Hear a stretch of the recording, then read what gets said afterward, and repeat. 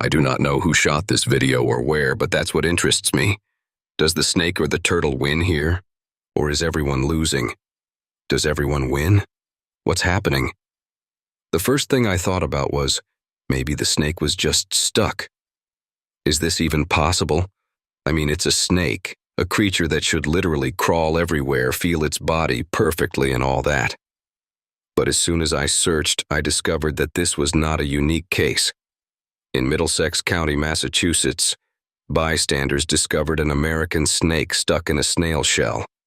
The snake was going to have a snack, but did not calculate the dimensions when it stuck its head inside. Most likely, the poor man would have stayed in this sink if people hadn't pulled him out. So a snake stuck in a turtle's shell has a right to exist. She's really stuck and can't get out, even though she's twitching with all her might. At the same time, the turtle is still inside. It even moves its paws. Damn, the snake really needs to get out. Perhaps she was going to attack the turtle, but the holes in the shell turned out to be too small, or... Listen, maybe it was the turtle itself that grabbed the snake and then dragged it after itself. No wonder the poor guy is panicking so much. And the turtle is still alive. Turtles generally have quite powerful jaws, and it's quite possible to hold a snake with them, especially if it's not welcome here. What do you need? If you don't see it, it's busy. Okay, maybe this snake just chose the wrong tactics. She needed to squeeze the turtle together with the shell somehow. If there had been an anaconda in the snake's place, she would have done it for sure, in the sense that an anaconda cannot break a turtle shell. It seemed that the fate of the turtle was sealed when the big snake circled it. After all, few people can resist the power of the anaconda. The snake did that the same as usual. That is, she tried to squeeze all the air out of the turtle so that she could have a snack later, but the turtle did not give up. For several minutes she fought for her life, resisted with all her might. And then a man came to the rescue.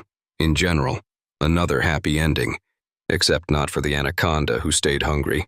Well, what did she want when she attacked the turtle? Nature itself has given this animal universal protection from snakes, and not only from snakes made of bone. And the shell, covered with hard plates, prevents many predators from getting to the turtle's meat, and it is incredibly difficult to crack the shell, especially when you are a snake and are not physically ready for such trials, especially when the turtle bites back. Yes, turtles generally bite in self-defense, but the vulture turtle is a real berserker in this regard.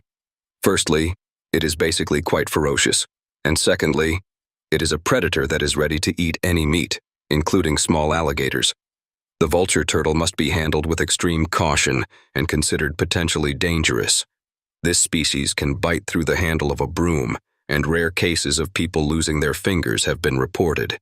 It is not surprising that adult vulture turtles have few natural enemies who would even climb to such an animal. However, if we talk about snakes, then any turtles are not their favorite dish. And here everything is quite simple. Snakes do not have teeth. Even venomous species cannot live what they are going to eat, so they are forced to swallow their prey whole. And yes, their mouths can stretch so wide that animals 3 times the size of their heads can fit in there. However, snakes have digestive problems. Turtle shells are not only large, but also have uneven edges, and when a snake tries to swallow a turtle, it risks damaging internal organs. So you get a lunch with a chance of internal bleeding. So-so position in the menu. Unsurprisingly, snakes very rarely choose turtles. But it's not just snakes that have problems with their shells. I'm actually starting to think that it's something like a mithril chainmail, only from the animal world. Here is a white shark, the very monster that everyone is afraid of, tried to eat a sea turtle and suffocated. Moreover, the probability of suffocation for a white shark is very small, but the fact remains. First, fishermen noticed a predator with a turtle in its mouth, and the next day, a dead shark. Needless to say, sharks rarely eat turtles at all. Steve choked on a turtle. And why is that? Because he skipped history in 5th grade. Wait, how did the turtles get such amazing armor in the first place? When did this happen? Well, research published in the journal Current Biology, May 30th, 2013, suggests that turtle shells may have begun to evolve as early as 260 million years ago. A damn long time ago. You'll probably think so. Damn good timing, I'll say. Approximately 252 million years ago, the Permian mass extinction occurred on our planet. The most serious thing in history. 81% of marine species disappeared, 70% of terrestrial vertebrate species, and the ancestors of turtles survived. However, all the dates here are rather arbitrary. Different scientists have different opinions on this matter. But if you believe the study I mentioned, it turns out that turtles got their shells just a few million years before the mass extinction. Maybe that's why they didn't become extinct. But that's just my guess. In any case, the shell is an ancient defense method that has helped turtles throughout their evolutionary history, and at the same time prevented predators from eating them all the time. Thanks to the found piece of fossilized feces of ancient sharks, scientists have found out that the last meal of a predator that lived 70 million years ago was the same ancient turtle. Basically, a newborn shark ate a newborn turtle and couldn't handle it. The prey was too large, even the vertebrae could not be fully digested, and as a result, the shark died. But here, Chapter 3, Section 5, sharks have always had problems with turtles, and not only sharks. Sometimes people come across fish that cannot digest even very small turtles. Maybe, of course, they just don't have enough time, but the fact remains. You can easily get a turtle out of a fish that is still alive. It is unlikely that this trick would work with any other animal. Wait, I keep talking about how tough a turtle's shell is, and how difficult it is to crack or crush. There are not enough exact numbers. So the shell of a land turtle is harder than that of an aquatic turtle. They have evolved to have more durable armor because they can escape into the water when danger threatens. It is believed that the shells of land turtles are able to withstand a weight 200 times their own. In short, even 450 kilos of pressure may not be enough to shatter a turtle's shell. Even alligators and crocodiles can't always handle it. But the Nile crocodile, by the way, has the strongest jaws on the planet. And the rest know a lot about biting. But knowing all these things, of course, you wonder if the shells are so cool and provide their owners with such reliable protection, why wouldn't everyone grow yourself shells? It seems that this would save the animals from problems with predators and mass extinction.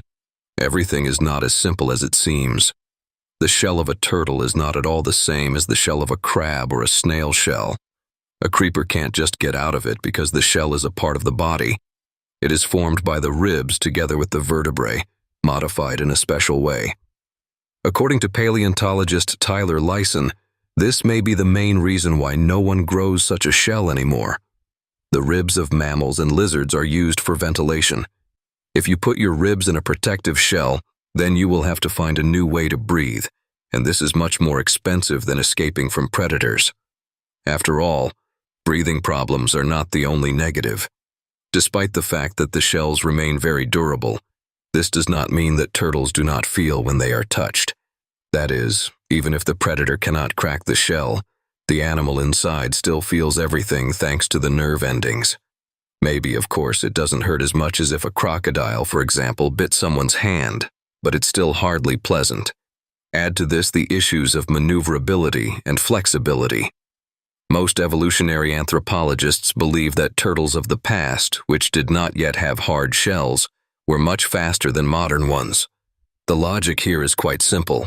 The shell is great for protection from predators, but limits the number of possible movements. Because of this, the turtle cannot reach high speed on land.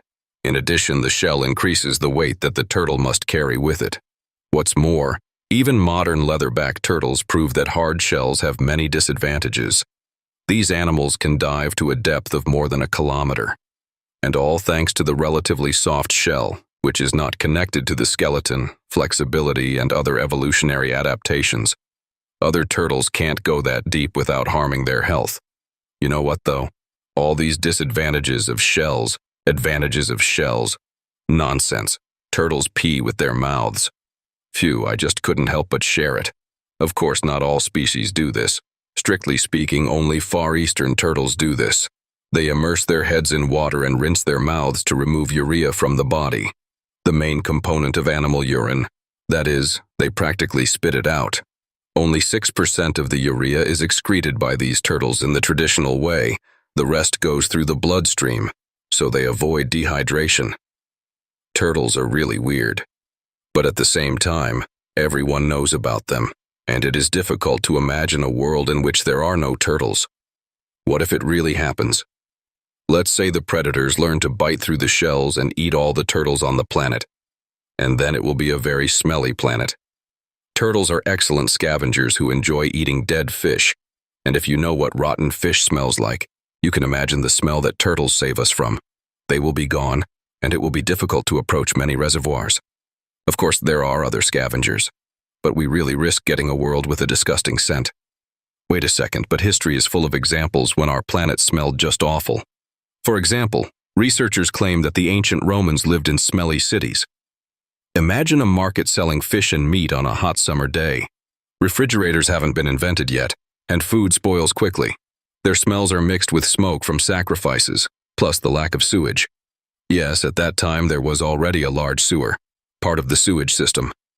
But research shows that it mainly served to drain water that accumulated in the streets or filled the lowlands after river floods. That is, it was not used to remove, let's say, human waste. And even later, our cities didn't always smell better.